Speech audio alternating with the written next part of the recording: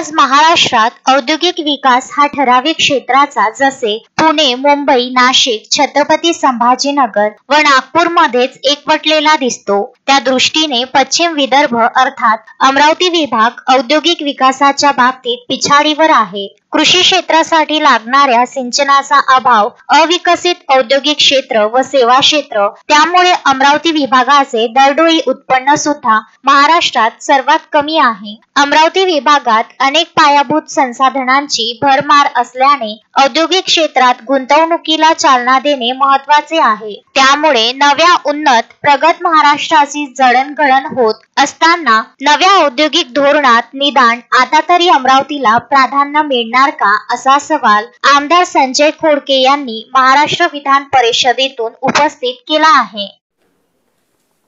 सभापती महोदय, आज नियम 260 अन्वये जो प्रस्ताव सत्तारूढ पक्षाने आज चर्चेसाठी घेतलेला आहे त्यावर मी माझे विचार मांडण्यासाठी उभा आहे.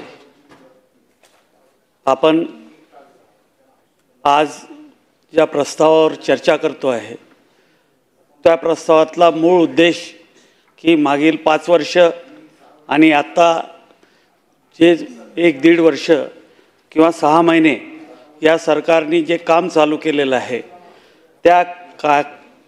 त्याचा आढावा घेणारा प्रस्ताव, खऱ्या अर्थानं विकासाचा प्रस्ताव आज सत्तारूढ पक्षानं आपण दिलेला आहे. आज जर आपण पाहिलं तर या राज्याचे मुख्यमंत्री असतील, या राज्याचे उपमुख्यमंत्री शिंदेसाहेब असतील, या राज्याचे उपमुख्यमंत्री अजितदादा असतील, हे या राज्याच्या विकासासाठी झपाटून काम करत आहे. आपण पाहिलं तिघाचं कोऑर्डिनेशन या महायुती सरकारमध्ये एवढं व्यवस्थित आहे की आपण इमॅजिन नाही करू शकत. कारण माननीय मुख्यमंत्री 14ला मुख्यमंत्री होते, त्यांचा पूर्ण कार्यकाळ जर पाहिला तर पूर्ण अनुभव आजच्या प्रशासनाचा आणि कसे विषय घ्यायचे याचा पूर्ण अनुभव मुख्यमंत्री महोदयांना आहे. सामाजिक चळवळ किंवा समाजातला काय पाहिजे आहे याचं भान माननीय शिंदेसाहेब यांना पूर्णपणे आहे आणि शिंदेसाहेब त्या लाईनवर काम करतात. आणि हा गाडा राज्याचा चालवत असताना आपल्याला काय नियोजन करायला पाहिजे आणि ते नियोजन करण्याचं काम माननीय अजितदादा मोठ्या प्रमाणात आपल्याला करताना दिसत आहे. युनायटेड स्टेट ऑफ अमेरिकाचं जे आपलं युनोचं जे म्हणणं आहे की विकास हा 2 प्रकारचा असतो. एक पायाभूत विकास, औद्योगिक विकास आणि दुसरा असतो मानव विकास.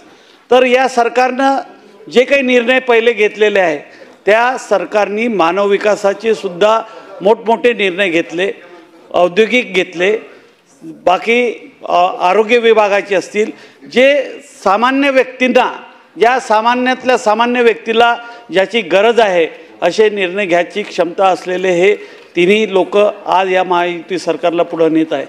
उद्योगाच्या संदर्भात आपण जर पाहिलं तर आत्ताच एक महत्त्वाचा निर्णय, उद्योग म्हणा किंवा सामाजिक म्हणा, एक सर्वात मोठा निर्णय माननीय मुख्यमंत्र्यांनी फॉरेन युनिव्हर्सिटीचा जो निर्णय घेतला, हा जरी आज आपल्याला एक निर्णय वाटत असेल तर पुढच्या 25 वर्षानंतर याचं खरं प्रतिबिंब आपल्याला या राज्याच्या विकासामध्ये दिसेल.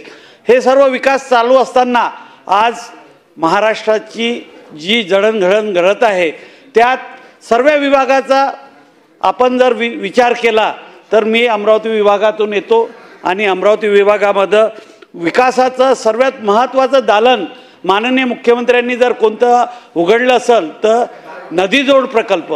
हा नदीजोड प्रकल्प 1 लाख कोटीचा नदीजोड प्रकल्प मान्य करून खऱ्या अर्थानं पुढच्या 15-20 वर्षामध्ये या अमरावती विभागाचा विकासाचं, विदर्भाचा विकासाचं खरं नियोजन या नदीजोड प्रकल्पातून आपल्याला दिसेल. कारण की नदीजोड प्रकल्प हा जो आहे हा फक्त इरिगेशन पुरता मर्यादित नाही राहणार आहे.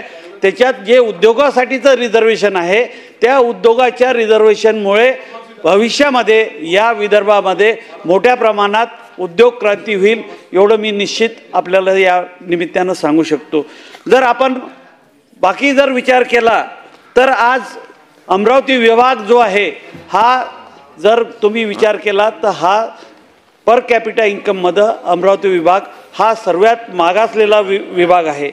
आणि या अमरावती विभागाचं दरडोई उत्पन्न जर आपण पाहिलं तर अमरावतीचं दरडोई उत्पन्न 1,91,401 रुपये आहे। अकोल्याचं दरडोई उत्पन्न 1,97,333 रुपये आहे। यवतमाळचं दरडोई उत्पन्न 1,60,088 रुपये आहे। बुलढाण्याचं दरडोई उत्पन्न 1,37 आहे। वाशिमचं 1,34 आहे। आणि कोकणचं जर आपण पाहायला गेलो तर 4 लाखाच्या वर आहे। मुंबई शहराचं 4,55च्या वर आहे। ठाण्याचं 3,90च्या वर आहे। पुण्याचं 3,74च्या वर आहे। नागपूरचं 3,22चं आहे। जर आपण अमरावती विभाग आणि नागपूर विभागाचा जरी आपण त्याचा दोघांचा फरक पाहतो तर 3,22 नागपूरचा आहे आणि 1,91 अमरावतीचा आहे। यामुळं असं कधी कधी भीती वाटायला लागते की जो आमचा मागासलेला अमरावतीचा भाग आहे त्या अमरावती विभागाच्या भागासाठी खऱ्या अर्थानं या उद्योगाच्या याच्यात पुढे जाण्याची सरकारला गरज आहे। जर आपण अमरावती विभागामध्ये जर सूक्ष्म जे उद्योग आहे ते सूक्ष्म उद्योगाची जर परिस्थिती पाहिली तर आम्ही आमच्या अमरावती विभागाला वराड म्हणतो। आता त्या वराडाची संख्या उपक्रमाची म्हणजे उद्योगाची संख्या जी आहे ती आहे 3,29,000। रोजगार निर्मिती त्यातून किती होते तर 10 लाख। नागपूरची उपक्रमाची संख्या किती आहे तर 6,93,000 आणि त्याच्यातून रोजगार निर्मिती किती होत आहे तर 29 लाख। पुण्याची काय आहे उपक्रमाची संख्या 8,99,000 आणि तिथं जर तुम्ही रोजगार निर्मिती बघितली तर 45 लाख। त्यानंतर मुंबईचं जर तुम्ही बघितलं तर उपक्रम तिथं आहे 690 आणि त्यानंतर त्याची रोजगार निर्मिती बघितली तर 19 लाख। नाशिक तसंच 599 आणि त्याची रोजगार निर्मिती 13 लाख। म्हणजे हा आमचा जो विभाग आहे या विभागामध्ये सूक्ष्मची ही परिस्थिती आहे। लघु उद्योगाची तीच परिस्थिती आहे। लघु उद्योग अमरावती विभागात किती आहे वराडमध्ये तर 3,989 आणि रोजगार निर्मिती 3 लाख। नागपूरमध्ये 8,892 तर रोजगार निर्मिती 2 लाख। पुणेमध्ये किती आहे तर पुण्याचं 17,987 आणि रोजगार निर्मिती 5 लाख। मुंबईची 59,000 रोजगार निर्मिती 171। नाशिकचं तेच। आणि तसंच जर तुम्ही मध्यम उपक्रमामध्ये पाहिलं तर मध्यम उपक्रमामध्ये सुद्धा तीच परिस्थिती या विभागाची आहे।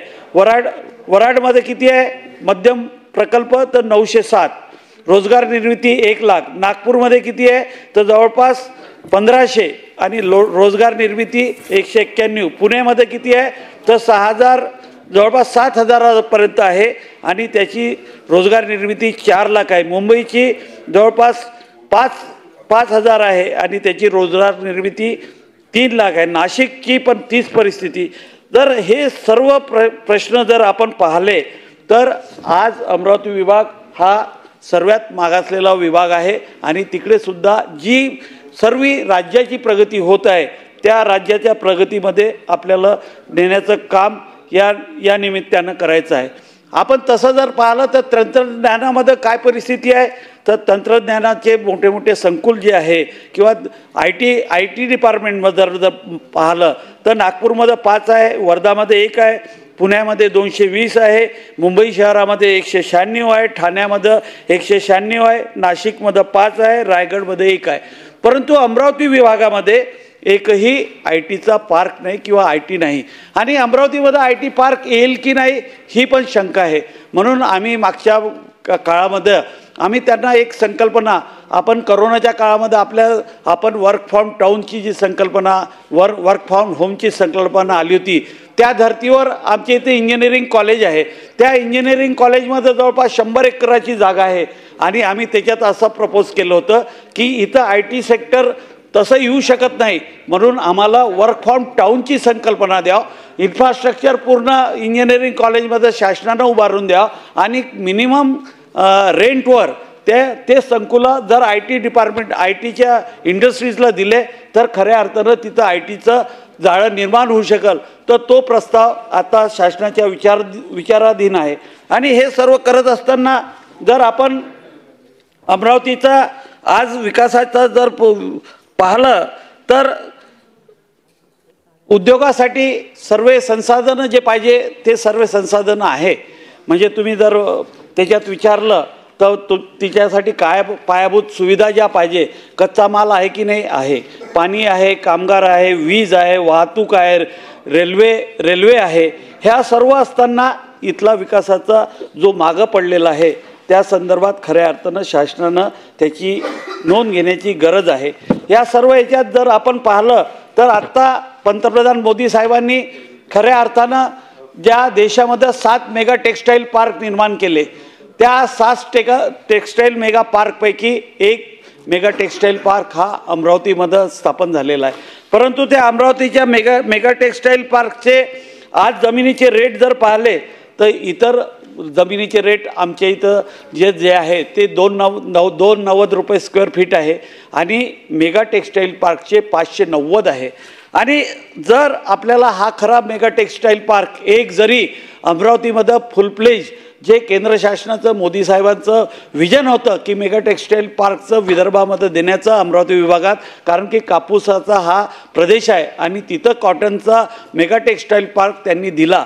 परंतु हा मेगा टेक्स्टाईल पार्कचा जो खर्च आहे त्याच्यात 50% मेगा टेक्स्टाईल पार्कचा खर्च केंद्र शासन उचलणार आहे आणि अर्धा जो खर्च आहे तो राज्य शासन उचलणार आहे.